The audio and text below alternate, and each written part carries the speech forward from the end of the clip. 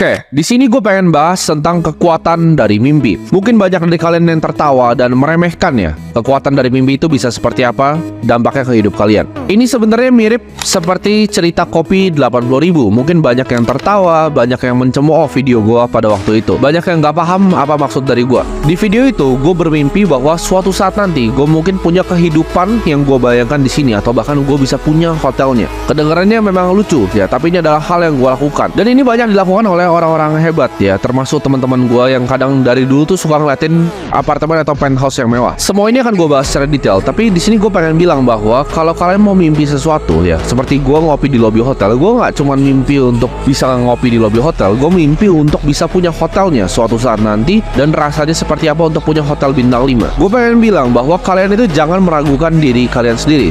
Di sini gue pengen bilang ke kalian ya, bahwa mimpi itu sangat powerful dan kalian jangan meragukan diri kalian sendiri. Maksudnya apa? Kayak gue waktu itu gue ngopi 80.000, tapi gue yakin sama diri gue suatu saat gue pasti punya hotel seperti ini. Kalian jangan meragukan apakah diri kalian tuh pantas untuk mimpi yang kalian mimpikan. Apakah gue bisa ya, apakah gue cukup pintar ya untuk mimpi tersebut. Tapi kalian justru tanya terbalik, apakah mimpi yang kalian mimpikan itu justru pantas untuk kalian perjuangkan. Jadi bukan apakah kita pantas untuk mimpinya, tapi apakah mimpinya pantas untuk kita perjuangkan. Maksud gue gini loh, lu mau tukerin semua hidup lu untuk satu mimpi ini. Masa sih lu gak mau mimpi yang paling luar biasa? Masa sih lu gak mau mimpi yang paling besar? Pilihlah mimpi yang layak diperjuangkan. Pilihlah mimpi yang layak bahkan kalau lu gagal dalam mengejar mimpinya, gak masalah. Ibaratnya sebuah mimpi yang layak dikejar sampai titik. Gue tahu kalian mungkin ada yang ngerasa hidup kalian itu kayak cuman autopilot aja. Jadi kalian bangun, kalian ngopi, kalian mungkin ngopi sendiri di coffee shop, habis itu sore baru nongkrong sama teman, pulang nonton YouTube ya, mungkin main Mobile Legends lalu tidur lagi. Kalian rasa hidupnya begitu aja terus gak sadar udah lewat selama setahun.